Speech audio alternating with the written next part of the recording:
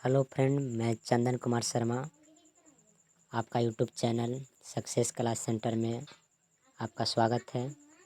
आज मैं कक्षा 10 का social science most important objective question का डिस्कशन करवाने जा रहे हैं, जो एक उम्मीद है कि अगले 2022 में पूछे जाने की संभावना है। तो हम पहला क्वेश्चन जानेंगे, हिंद चीन के दक्षिण में कौन सा सागर है? आपका ऑप्शन ए में है चीन सागर, ऑप्शन बी लाल सागर, ऑप्शन सी भूमध्य सागर और ऑप्शन डी इनमें से कोई नहीं। तो आपका आंसर होगा चीन सागर, यानी हिंद चीन के दक्षिण में चीन सागर स्थित है। इसके बाद अगला क्वेश्चन, माइली गांव की घटना कहाँ घटी थी?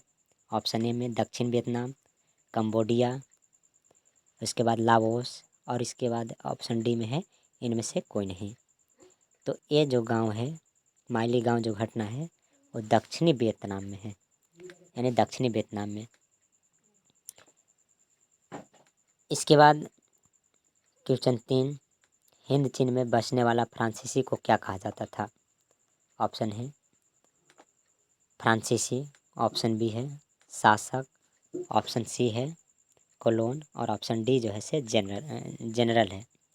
तो फ्रांसीसी जो व्यक्ति होते थे हिंद चीन में बसने वाले, उसको कहा जाता था कोलोन कहा जाता था, कोलोन कहा जाता था। अगला क्वेश्चन, हनोई समझौता कब हुआ था?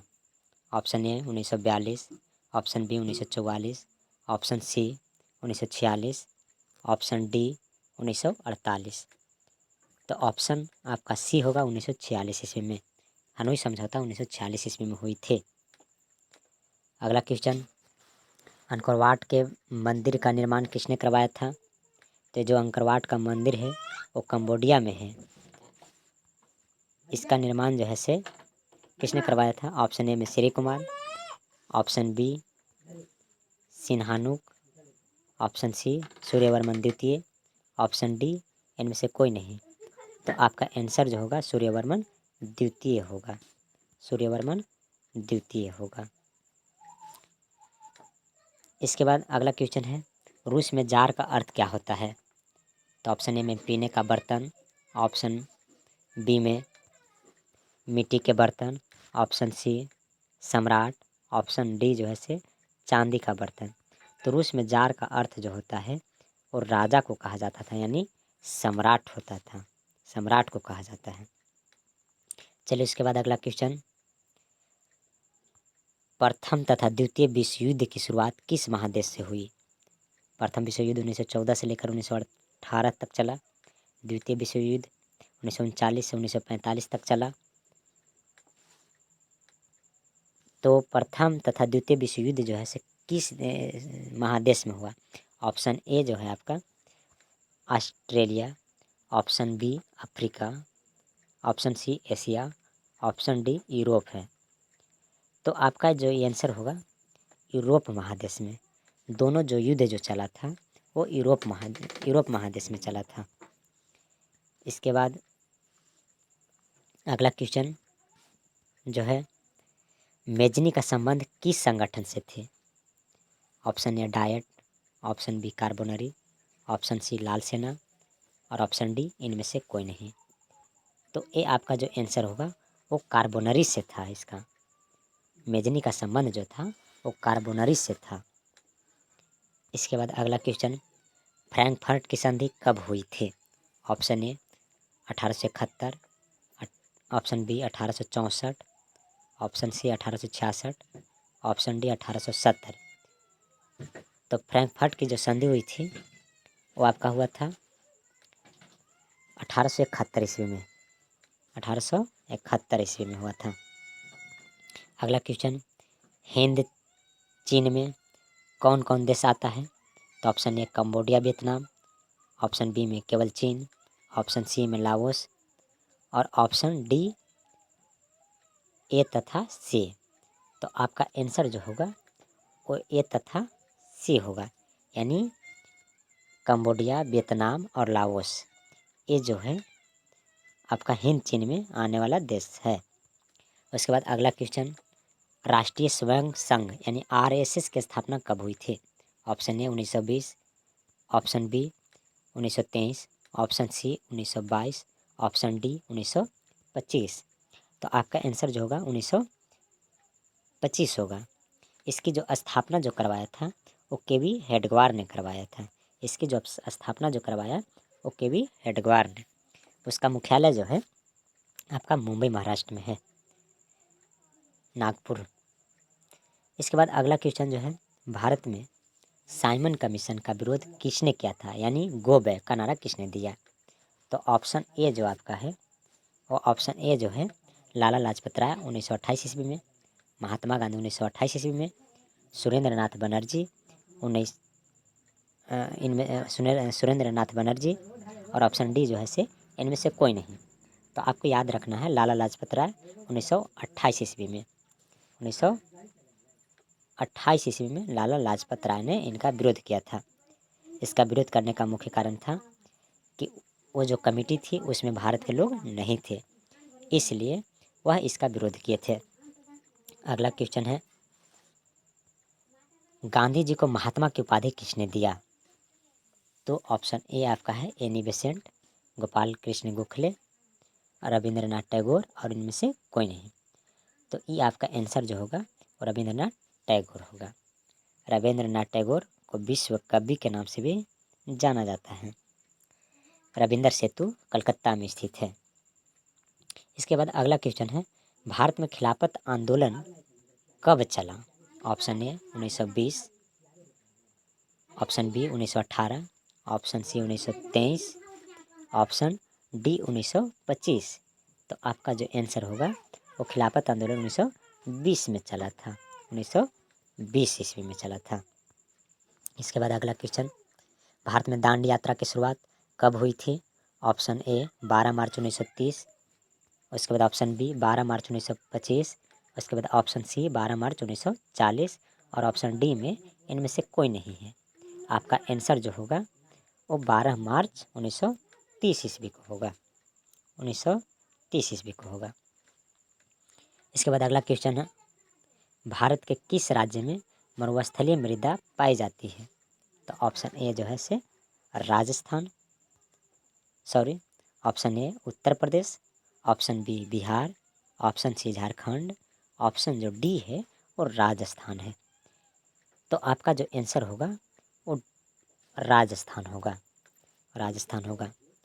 और एक याद ये भी रखिएगा कि अरावली पर्वत जो है राजस्थान में है और वह सबसे पुरानी पर्वत है और यह भारत का क्षेत्रफल की दृष्टि से सबसे बड़ा राज्य है। उसके बाद अगला क्वेश्चन, काली मृदा का दूसरा नाम क्या है, यानी काली मिट्टी को दूसरा नाम क्या है?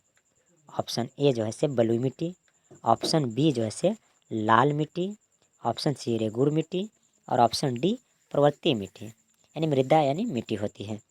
तो आपका आंसर जो होगा आपका वो रेगूर मिट्टी हो जाएगा, रेगूर मिट्टी।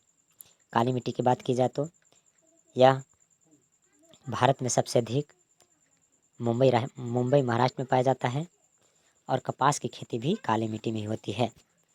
इसके बाद अगला क्वेश्चन है, निम्न में से कौन सी मिट्टी पौधे के लिए सबसे अधिक उपयुक्त है? ऑप्शन ए है दमोद मिट्टी, ऑप्शन बी चिकनी मिट्टी, ऑप्शन सी बलुई मिट्टी और इसके बाद ऑप्शन डी इनमें से कोई नहीं। तो मिट्टी जो है पौधे के लिए सबसे अधिक उपयुक्त है, तो आपका आंसर जो होगा वो दमोद मिट्टी होगा, ऑप्शन दोमट मिट्टी। इसके बाद अगला क्वेश्चन, भारत में सबसे अधिक कौन सी मिट्टी पाई जाती है? ऑप्शन ए जो है आपका लाल मिट्टी, ऑप्शन बी जो है काली मिट्टी, ऑप्शन सी जो है बलुई मिट्टी और ऑप्शन डी जो है से जलोढ़ मिट्टी। तो भारत में सबसे अधिक पाए जाने वाला जो मिट्टी है वो जलोढ़ मिट्टी है, जलोढ़ मिट्टी है। भारत में सबसे अधिक पाए जाने वाली मिट्टी जो है से जलोढ़ मिट्टी है, जलोढ़ मिट्टी है। इसके बाद अगला क्वेश्चन जानेंगे, ऊर्जा का गैर पारंपरिक स्रोत कौन सी है? गैर पारंपरिक ऊर्जा के गैर पारंपरिक स्रोत कौन सी है? तो ऑप्शन ए जो है कोयला है, ऑप्शन ए कोयला, ऑप्शन बी विद्युत, option C petroleum, option D सौर ऊर्जा। तो गैर पारंपरिक जो होगा आपका वो सौर ऊर्जा होगा, यानी ऑप्शन डी में हो जाएगा, गैर पारंपरिक ऊर्जा का स्रोत है। इसके बाद अगला क्वेश्चन, भाखड़ा नालांगन परियोजना किस नदी पर अवस्थित है? ऑप्शन ए नर्मदा नदी पर, ऑप्शन बी झेलम नदी पर, ऑप्शन सी सतलज नदी पर, ऑप्शन डी ब्यास नदी पर। तो आपका जो आंसर होगा वो जो होगा आपका सतलज नदी पर होगा, सतलज नदी पर, यानी भाखड़ा नालांगा परियोजना जो है से सतलज नदी पर स्थित है। इसके बाद अगला क्वेश्चन, विश्व की सबसे लंबा बांध किस नदी पर अवस्थित है? विश्व की सबसे लंबी बांध जो है से किस नदी पर है? तो ऑप्शन ए जो है Ganga, option B Yamuna, option C Mahanadi, option D Kosi. तो आपका जो आंसर होगा वो महानदी होगा, ऑप्शन सी हो जाएगा, ऑप्शन आपका सी हो जाएगा, यानी महानदी पर है। इसके बाद अगला क्वेश्चन, निम्न में से कौन नदी बिहार के शोक के नाम से जाना जाता है? Option A Mahanadi, option B Krishna, option C Saraswati और ऑप्शन डी जो है से कोसी नदी है। तो ये आपका आंसर जो होगा वो कोसी नदी हो जाएगी। बिहार के शोक या बिहार के आंसू कहे तो आपका कोसी नदी होगा। इसके बाद डिगबोई तेल क्षेत्र किस राज्य में स्थित है? ऑप्शन ए जो है से Gujarat, option B Kerala, option C Andhra Pradesh, option D Assam है। तो आपका जो आंसर होगा डिगबोई असम में अवस्थित है, असम में अवस्थित है। इसके बाद लास्ट क्वेश्चन जानेंगे, बम्बे हाई क्यों प्रसिद्ध है? ऊंची सड़क के लिए प्रसिद्ध है, कि हवाई जहाज़ के लिए प्रसिद्ध है, कि ऑप्शन सी में तेल उत्पादन के लिए प्रसिद्ध है, कि ऑप्शन डी में जो है से इनमें से कोई नहीं है। तो आपका जो आंसर होगा वो होगा तेल के लिए प्रसिद्ध है। ये बम्बई जो हाई जो है वो तेल के लिए प्रसिद्ध है। तो आज हम इतना तक ही छोड़ते हैं। हमें विश्वास है कि आप इसको रटेंगे और याद करेंगे। यह एक संभावित क्वेश्चन है, जिसको प्रैक्टिस कीजिए, आपकी सफलता ज़रूर मिलेगी।